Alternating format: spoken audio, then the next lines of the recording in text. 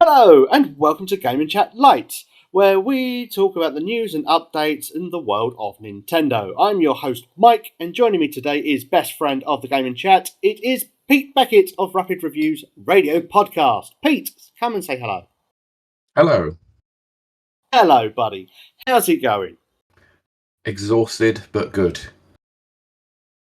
Well, we're about to find out why Pete is exhausted, and it is because he had a very, very rare opportunity to play a certain console that's coming out very, very soon. So, Pete, why don't you tell us a little bit more and put us out of our misery? What did you do today? So this all came about very, very quickly. Over on Rapid Reviews UK, an invite got sent over to us, the Nintendo UK PR, who asked for someone who was, from one of the team to come over and have a look at the Nintendo Switch 2 event that's currently going on at the Excel Centre in London this weekend. So, as of the recording, the 11th to the 13th of April. So, because of the fact that I'm quite local to London, and most of the other writers are all dotted all around the UK, including Wales, I seem to be the ideal candidate. And let's be honest, I'm a Nintendo fan, but it wasn't so much that, it was the fact that because of the locality, I put myself forward and I got chosen, thankfully, and because I was also on the day off from. So, I got very, very fortunate to be able to do so, and the reason why I'm talking to you about this one is because it's somewhat of a collaborative effort between Rapid Reviews UK and Mike Zendo 64, because I took along a certain cameraman today, which was Jack. So massive thank you to Jack for obviously providing all the footage and the images that will be shown at a later point in time or on this video as well. So thank you very much. I really appreciate it. That is Jack, our editor-in-chief over at Mike Tender 64, and also my brother, and top guy that he is. True professional. All the images and video footage shown in this video was captured by him at the event. So, Pete, I'm very, very jealous. I know, I'm sorry. I didn't mean to very, make you very jealous. Well, I suppose envious, I suppose is really the term. I mean, I Yes. am, ecstatic that, inside our friend group that, at least one of us managed to go to the Nintendo Switch 2 Yeah. experience, He says because as we he's all got drinking his stuff. tea out of this Switch 2 mug that he got. Yes. Pete managed to pick up some goodies from the event as well, which also includes a Nintendo Switch 2 mug, an official Nintendo Switch 2 mug. All the way from Germany. I know. Brilliant stuff. So the Nintendo Switch 2 experience event was hosted, as you said, in the XL building in London. Very, very few people were selected out of the millions and millions of people that tried to reserve a spot, basically. Mm-hmm. Including ourselves and including you as well, and including Jack, but we all just missed the mark of being able to attend it publicly. But you managed Unfortunately to so. attend as yes, but you managed to go as press, so I still take that as a win. Yeah, of So course. I'm not going to talking, complain. I wouldn't. I definitely wouldn't. So talking about the Nintendo Switch 2, you got to play with it. You got to play some games. You got to look at Mm-hmm. it. You saw some of the accessories and things. So, why don't you give us an overview of Okay. your experience? So, to start out, we obviously started queuing, and some of the people were admitted before the press, and which is fine because they were all done on time slots, so they filtered people through to try and avoid as much queuing as possible. But inevitably, there was going to be some sort of queuing involved later on in the day because there was more people in there.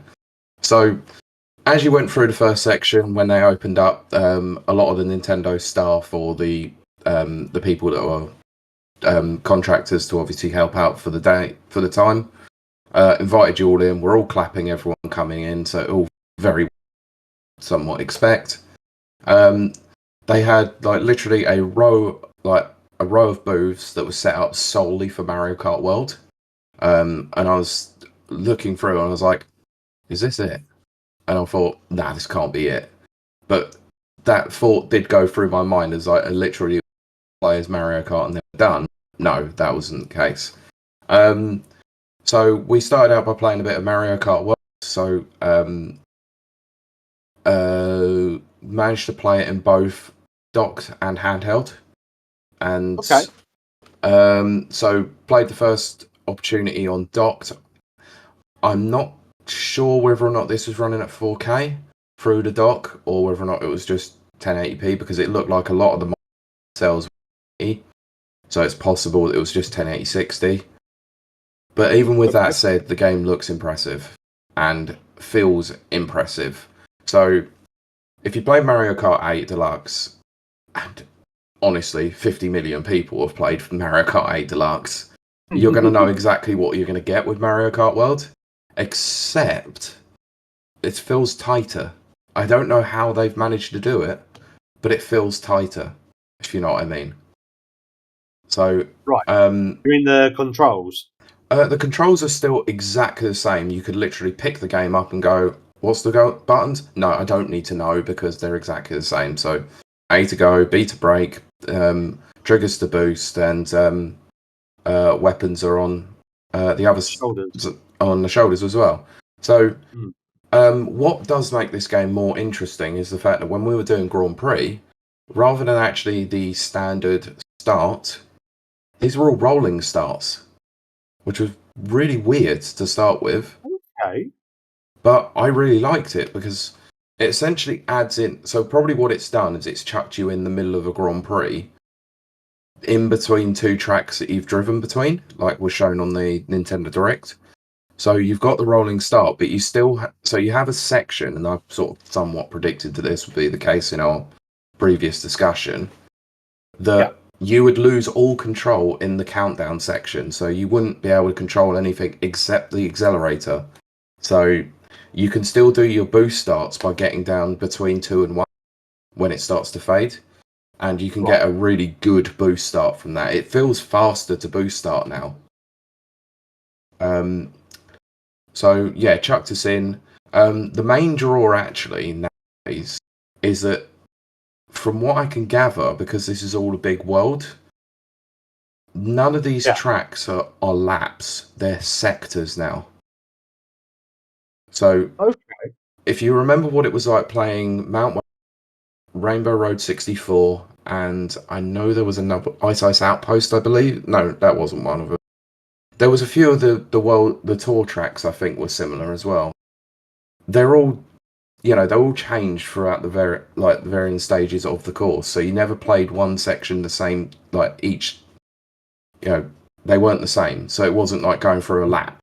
You had very different segments. So the first course that we played had a water section, then a land section, and then some of it that was based up in the air. So a lot more jumps and a lot more gliding. So there was a lot of track variation. And then the second track that we had a little sections as well, but they were but most of it was all quite tight cornering, and the track design is incredible. I really loved it. I did generally prefer like the sectored tracks on Mario Kart 8, so Mount Wario was probably one of my favourite in the entirety of the game of 8. Right. So Yeah. having a whole game based around the sector system, I'm probably going to love this more than I did Mario Kart 8 Deluxe. Brilliant. I mean, that's interesting to know that they've broken the laps up differently. I mean, I don't know whether that's just all courses or whether it's just like at least some of the courses that you played. Well, So will we they own. still have normal circuits as well, or are they all going to be more linear? I have no idea, to be honest with you, but it feels different, and I Hmm. quite like the change. If I'm honest, I think not many people will like that change because some people like the way that they can race a course that has 3 laps and they get used to the track as they go along, so they know what they got. But it will be like it is on any other racing game. Once you know the circuit for the track layout, you'll get used to it after a few plays. Yeah. Yeah, I imagine so. I mean, I suppose you could compare it more to like other like rally games and things like that, or or like Le Mans kind of racing, Sure. perhaps. Um, the biggest likening that I would have to this, Mm, 100% is Forza Horizon. Um, the Forza Horizon series has a very similar system where all the tracks aren't the same. So, and yeah. then you're racing between, or you're going between each segment. So, whilst we didn't get any of the free mode or any of the racing between the Grand Prix, I think the general gameplay is going to feel very similar to what a Forza Horizon would be like. Okay. Okay. And which characters did you choose? So I stuck with Mario because unfortunately, movie Penguin was not there. Um, Right. so I stuck with Mario, but I tried two different variations of Mario. So went with classic Mario and changed my kart, by the way, on each time. So Okay. so the first race I went with standard Mario, and then went with the Bowser quad bike because quad bikes are Fine. kind of my thing. Really like the vehicle. So the change is that you can't change the individual car parts, but you still got the same stats. So each build is basically catered towards a certain kind of build. So you got standard carts, you got regular carts, bikes, quads, and some other variation which I can't remember. But um, you can't change any of the wheels, the gliders, anything like that. They're all preset. So, but yeah, the quad bikes feel nice. Um, Mario obviously is Mario. He's pretty much the all rounder. You're going to get what you get with him. But the second race, I went with the standard cart. Now the standard cart still feels really nice. Like it's just as you'd expect. It's like racing Mario. You know exactly what you're going to get with a standard car. However, when we saw it in the trailer, we saw the costumes. Now the character select screen is actually filled out with different variations of the characters, and each one of them looks like they have a different attribute. So the one that I chose looked like it was sort of like from Mario Strikers, where he's got all the gear on, and it was an all-terrain mode. So it looked like he could go over different terrain using it. Okay. So that's different. Yeah. Uh, I mean, a lot of people, would like, costumes and things in it, but this seems like it's just characters with different. Well, it's different. It's the same characters with different outfits, but rather than just choosing a character, then choosing their outfits, you choose them as like a completely different character. Yeah. Yeah, it Okay. would feel like a completely different character, I guess, because some might be a power build, some might be a terrain build, some might be a speed build. Okay. And when on these circuits, now we did see that as you touched upon the vehicles and things like, the standard carts or quad bikes and things like that, where you can't customize them, but they sort of change and adapt, don't they, Hmm. to their environment. So obviously, if you go off certain ramps, it then converts into sort of like a plane or a glider. Yep. If you go on water, it changes into like a personal watercraft Hmm. or a boat. Yep. And that was exactly how the first track started out. You started out on the water and you were driving over, and you could use the waves to actually do tricks and get boosts off of it. The racing felt a little bit slower on water, probably as you would expect, because you're on water and you're on a hovercraft. Yeah. Once you get onto the land, it feels a little bit faster, but that's probably to make it feel very different and um, make you really notice the changes between the different types of terrains. No. Well, obviously, we could speak for hours and hours about Mario Kart, but we want to leave some mystery because obviously, you have your own preview, and you'll also Of be course. doing the Rapid Reviews podcast, Hmm. which you'll be talking more about it as well. So, to all our listeners, if you'd like to know more about Mario Kart World, then please be sure to check that out over on the Rapid Reviews radio podcast, which is on Twitch and on YouTube. And where can they find it on the internet if they want to find your preview, Pete? So you can find it on the Rapid Reviews YouTube page. So I'll leave a link with Mike to obviously post it in the description of this chat of this particular Absolutely. episode. But there will also be a written preview up on rapidreviewsuk.com. Brilliant. So let's talk about other games that you had the opportunity of playing now. Can you give us a lowdown on some of the games that you played? Sure. I played Street Fighter 6 because, of course, I played Street Fighter 6. Oh, of course you did. So I didn't expect it to be there, but I mean, it was there, and luckily enough, the booth was actually being manned by someone I know quite well, Capcom. So he's the community manager for Capcom Europe. Good lad. Oh, brilliant. So I managed to play a couple of games against him, and my God, I got destroyed. But that's because, well, playing. He said the same thing. Playing the game on, but that makes sense. You know, we've both been playing for arcade sticks for many years. But actually, I was pleasantly surprised about the performance of the game. Actually, I thought there might be a graphical dip down on this compared to the PS5 and Xbox and PC versions. No, it's exactly the same. It runs flawlessly as well. It's tight 60 frames, looks very, very well calibrated towards the system. The build that we had, unfortunately, was missing some of the DLC characters, such as Terry and Mai, but Bison was there as well. But it had all the season 1 characters. But yeah, it's clearly a slightly older build of the game, but that's fine. Yeah, still feels like Street Fighter 6. So if you played it on any other platform, you know exactly what you're going to get with it. If you played any other Street Fighter game, you pretty much know what you're going to get if you're somewhat new to the series. So, other games. So, I think Metroid Prime 4 Beyond was also playable. It was playable. There was a few other games that I will touch on first quickly because I'll just go over briefly. Yakuza 0, of course. Of course. It's He's a big Yakuza. fan of the Yakuza series. You'll see it in the video. Me literally opening it with it, me looking at it, going, "It's Yakuza 0. Of course, I was going to play it." So yeah, there's a little preview to the video.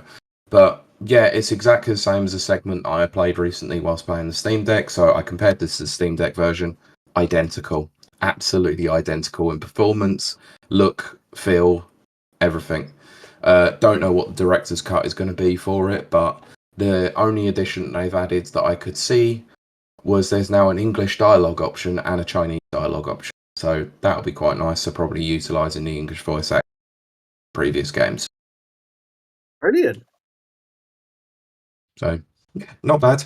I'll talk about GameCube emulation as well because they had a booth there for the GameCube Nintendo Switch Online expansion service. They had 4 games playable. I only played 2. I played 1 round of Soul Calibur and got butt handed to me. Then played a race on F-Zero GX because each bit it was timed to 10 minutes. So I played 1 race in F-Zero GX. My God, is it amazing! It's a game that has widescreen support, so you can utilize it on there, which is fantastic. Game looks incredible, runs at a solid 60 frames per second.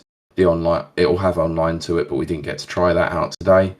I came second, which is annoying because I looked into the back of the CPU before, like right on the line, and could have made first. Doesn't matter. It happens. Ouch. It happens. It happens. Yeah, but the main thing of what they had there was actually the GameCube controller. So the new GameCube controller that they've got out feels incredible. Like, it feels lighter than the original GameCube controller, but it feels really nice, and it's quite annoying now because I'm planning on getting one. I'm tempted to buy one, but having to do it through a Nintendo store means it's quite difficult. Yeah, because they also limit the quantities a lot for them, and it's like you're lucky if you can get one, and if you do, it is only the one. Yeah, exactly. So we did see a lot of other things with there. There'll be footage of Drag X Drive or Dragon Drive. Didn't play it, but saw people playing it, and it looked very awkward with the mouse controls. I will get into the mouse controls in a second with Metroid Prime. Okay. Shall I do it now? Yeah. I mean, if there's any other games that you played that you'd like to talk about beforehand, or you want to go straight into Metroid, we can talk Metroid. Let's go into Metroid. So Metroid. Did you by any chance happen to watch the Treehouse presentation of it? I did. I did watch some of it. Yes. It's that demo. Okay. So if you've seen the treehouse, you know what you're going to get with it. But it's very different from what you can see when you're playing it. So I'm not a Metroid Prime player. I haven't played a Metroid Prime game since 2 on the GameCube, and even then I was sold on it. So this is my first experience of a Metroid Prime game in years. I'm definitely a lot more sold on it now after actually playing it. There were different control methods that you could use whilst you were there, and it's seamless to be able to change between them. So you've got the free aim mode that you probably had on Metroid Prime Remastered on the Switch, The gyro the controller. gyro aiming. Mhm. You've got the regular like 2-stick control with a little bit of auto aim, but you've also got the mouse functionality, and they are seamless between all of them. So you put the mouse down on, or you put the Joy-Con down on the surface like a mouse, and it changes immediately. Auto aim is gone, but the movement around is so much more fluid. Mhm. That felt really nice. However, most of the buttons don't change at all, so it's all dealt with on the face buttons. Apart from obviously some shooting is involved on the triggers. Yeah. The missiles are programmed towards one of the triggers, so I inadvertently kept pressing the missiles instead of actually regular fire, because Right. that's actually programmed to the A button. And trying to do that whilst you're in mouse control, very, very awkward, because I'm not used to using a mouse for playing games. I might play on PC, but I don't use mouse and keyboard. So trying to adjust to that was a little bit awkward. You get used to it after probably about 5 minutes, but by the time I started getting used to it was by the end of the demo, which was a bit Yeah. unfortunate. But actually, anytime it came to combat, I I went straight towards mouse controls because it felt nicer. Anytime I was in any sort of traversal, it was using the split Joy Cons with the control sticks. And that's the great thing about the game, is that you can choose what way you want to play it.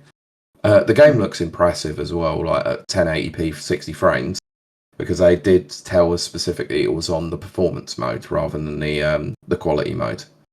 Okay. So, which is why I suspect that most of these demos were all on were all sort of on a performance mode rather than quality, because I think the monitors were 1080p. I would But imagine so, because I would have thought it would probably be a lot of the demo booths and things that they had for other events and things, yeah, and they're not just going to go out and buy 20 or 30 4K TVs. no, of course they're not, especially when they've got other events going on in the world. It'd be 4K True. TVs all over the place. Be So mental. yeah, but the game looks incredible in person. The trailers don't give it justice about how much is really going. And actually, like, fair play to Retro Studios, they've managed to balance this really well with really good actually. Brilliant. Well, now I cannot wait to play, because I did play Metroid Prime Remastered on the Switch, and that looked great as it was. And you think, Hmm. well, this was, a GameCube game, and obviously they've remastered it, updated visuals and stuff like that. And it's like, well, how are they going to improve it for, Metroid Prime 4? And it seems like they've really, really knocked it out of the park with this one. And Mm. all those years of waiting have finally, been worth it, basically, because you're going to really get a really, really good experience with this game, I would Hmm. imagine. Yeah, considering how long we've waited for it, it's been the game that's waited the longest across the entire Switch like life cycle. For it to finally actually be playable is quite interesting, and it's definitely going to deliver on the promise that it had when it was like reviving Metroid Prime. I think fans will be massively impressed with this, and this is coming from someone who's not really that big of a fan at all. So, let's talk about the elephant in the room now, or the Kong in the room. A little Oof. birdie has told me. So let's talk Donkey Kong Bonanza. You weren't overly Mm. impressed with it, was you? This is the biggest disappointment I had across the entirety of the Switch playthrough, Switch 2 Ah, playthrough. I was so unimpressed with this game. So unimpressed. And I'm trying to, unfortunately, like, I told the representative there the criticisms that I did have of the game. And hmm, whilst they weren't extensive, like, I wasn't going to turn around and absolutely slag the game off, because I'm no, not going to, because someone worked really hard to put this game together. I of did course. tell them about the frame rate. Now, eagle-eyed viewers of the trailers have noticed that the frame rate looks like it could dip down. That is a lot worse in the actual demo version of the game. It's quite bad. Like, it's probably I'd liken it to the Luncheon Kingdom and the New Donk Mario. I'd say it's a little bit worse than that, unfortunately. There's so Ah, much going on. There's clearly a lot going on with the engine itself. A lot of vivid colors, a lot of ray tracing, and a lot of different light displays, and obviously the destructible environment. But yeah. my god, does it get bad at times? I could probably see that it was dipping around about 20 frames. It's not good. Okay. And Okay. my And is biggest it because of well, not so much well visuals. I think you've already touched upon visuals. Like the brightness, ray tracing.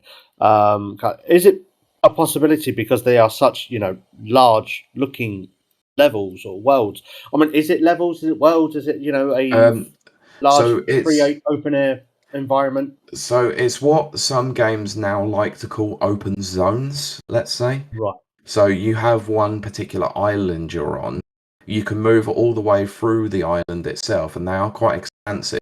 And there's a lot going on. There are hidden bananas around and stuff like that. So it is very much the collectathon that Mario. So you're going to find a lot around, and there's a lot of as well. But yeah, I just didn't feel like all of this gelled together as a complete package. Unfortunately, I I'd say one of the biggest concerns that I had with this is actually the control method. Like, there's a lot of button presses for not a lot of responsiveness. So Okay. they've mapped jump to, I think it was B, and it just doesn't feel right being there. I Right. I don't know. And then ground pound is like on another one of the face buttons, and I'm just not sure it worked.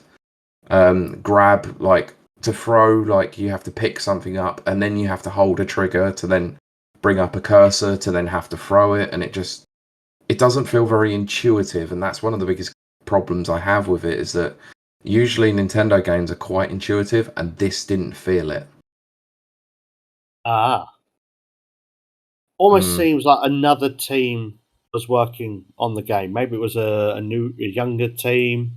I mean, probably Mm. some of them worked on like Mario Odyssey, and it's like, well, we'll let you have a bit of like free reign with this one. Do what you can with it. Yeah, Maybe. it is quite Okay. possible. It's because we obviously don't know who's actually developed the game. Yeah. But um, it's very possible that they've used the Odyssey engine, but they're not as familiar with it as the team that actually programmed it originally. So I'm not going to give them any stick for that, because they've clearly got a different idea of what they wanted to do for the game. But just, Hmm. and each to their own. I know some people who probably really liked it with it. I just didn't enjoy it, and it's such a disappointment because I was going to pre-order this game. I'm glad I didn't now. Oh. Well, I mean, obviously this is the demo. Was it the demo or was this the like full game that they had there? Did they It's say the demo. it was a demo? So maybe there are some things that they're still working on, or they got to patch out. Hmm. I don't think it's going to be 100%, perfect on launch either. Maybe they'll No. probably still patch some things out to try and get the performance to, be a bit more stable. But Yeah. like when you're trying to promote the system at, like 120 frames per second compatible games, obviously, you think the first party Nintendo games would most likely be those, stable 120 frames per second, really. Yeah, but you have to look at it obviously when it came to the Switch when it first launched, and the big tentpole game that we had was Breath of the Wild, and even areas of that absolutely tanked the system. So Yes. it's unfortunate. It might not be a software thing. It could be hardware related. And Yeah. from what I've seen, this console seems powerful enough. But obviously, with a lot of things going on when it comes to processing, it can obviously overload the system. So that is one of my slightly major concerns. Let's say certain extensive games, and Cyberpunk was there, and I'm not going to say that I didn't play it. I have no affiliation to Cyberpunk whatsoever, apart from the fact that I tried to play it on launch and it was a broken mess, and have never gone back to it since. But that game looked very impressive, but also looked like it was probably not running as well as it should as well. But that was just Right. a brief glance that I saw of a certain section. But they have said that specifically when it came to Cyberpunk, it was one of the most dense sections of the game that they had on the demo. And Yeah. yeah, you can sort of understand because it's got a lot of stuff going on. Donkey Kong, I'm not quite sure how they've managed to get the frame rate to be this bad. Well, fingers crossed they can optimize it in the Mm, full game and hopefully make it, 100%. a bit more but bearable. Yeah, and that's what I said to the PR person there because they were like, "What did you think?" And I said, "I do like it, but I just think there's a few issues." And I said the frame rate is one. It needs. I said I know this is a demo.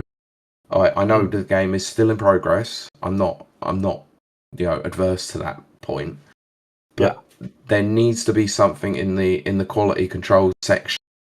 And in the last couple of months, it needs polishing. Yeah.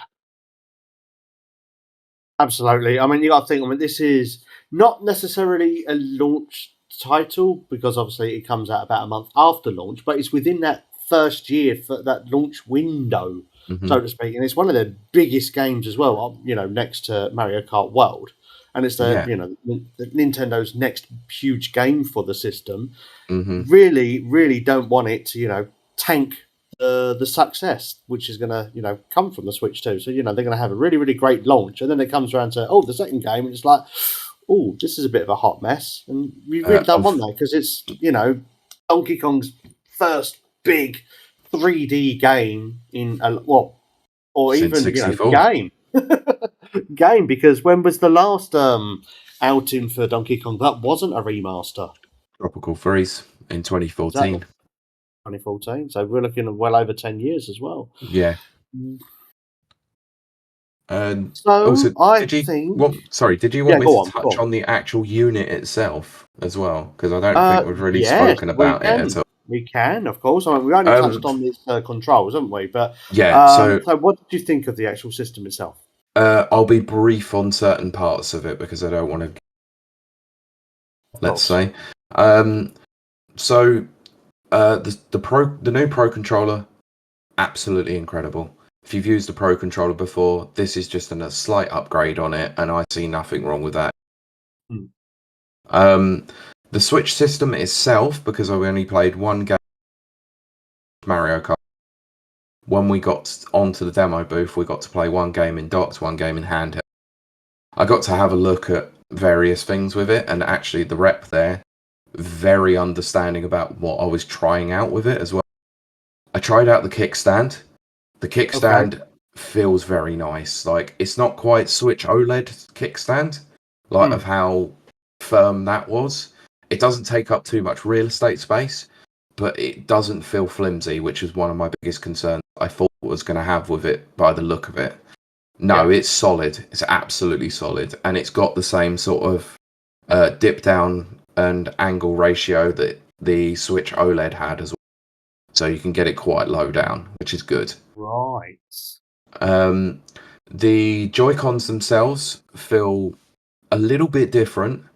Um, they're a bit more rounded on the sides, so it feels like a little bit more comfortable, like in the palm of your hands. Um, Mhm. the buttons are a little bit bigger as well. Find obviously the ZR buttons are a lot bigger when you're playing because we didn't play any game with split Joy-Cons, obviously, and Right. without using the mouse controls, so wasn't going to actually play any game using. But just by looking at it, it looks more defined, and the buttons are bigger, and I quite like it. So obviously, if you're giving someone a Joy-Con to go play it, they're not going to complain, and they've got a tiny little. The A tiny little biggest, what? Sorry, it cut out again then. tiny little button on the top, which was the shoulder buttons. Yeah, gotcha. The biggest thing actually that was most surprising to me is the change to the Joy-Con grip. The Joy-Con grip Okay. has always been something that people have not really been that interested in. I might be more interested in trying out the Joy-Con grip because I don't know if this is a pack-in with it, but it could be the USB charging grip. Right. So if that's a pack-in with it, great, because you need something to charge it with. But actually, the Joy-Con grip, rather than just slotting Joy-Cons in, because of the magnetic function to them, it looks like it's actually got a casing around to hold the Joy-Cons in place. Okay. So the housing itself actually makes it so much more comfortable. And I'm not going to lie, I think it's great. I'm pleasantly surprised that the Joy-Con grip actually felt nice, because I haven't used a Joy-Con grip like that since basically their launch of the Switch system. I mean, yeah, I'm totally with you there, mate. I mean, I've got a number of Joy-Con grips, mainly because of like these Legend of Zelda, Tears of the Kingdom edition OLED and that, and Hmm. had to get a grip to present them when I'm not using the Joy-Cons. But to be fair, I normally use the Pro controller when I'm playing games. I very, very rarely use Joy-Cons unless I'm playing like Mario Party or Super Mario Party Jamboree, those kind of Yeah. games, which make you use the Joy-Cons. Yep. I mean, I've got no problems with the Joy-Cons themselves, but obviously, they are very, very small. And when you've got them on the grip, the grip, I mean, if you are given the choice between the Joy-Con grip, and we're talking the Nintendo Switch 1 here, obviously, Hmm. the Joy-Con grip and the Pro controller, you're going to go for the Pro controller every single time. Yep. Because it just feels much more comfortable in your hand, and it feels more like a typical, well, it's the norm for these kind of controllers now. So like the PS5, like DualSense controller, I think it's called, Hmm. and the Xbox controller, they've got very, very, now they each have their own unique designs, but they're very, very similar in the way of like controls and where buttons and locations and stuff like that are. That you could very much easily go between controller and not have too much of a problem, except for the actual location of where the X button is. Yeah. So it's Uh, good to hear that this Joy-Con grip for the Nintendo Switch 2 is probably going to get a lot more use. yeah, I wouldn't feel bad about giving a Joy-Con grip and two Joy-Cons to someone as a second controller. Yeah, this isn't as good as the controller I'm using.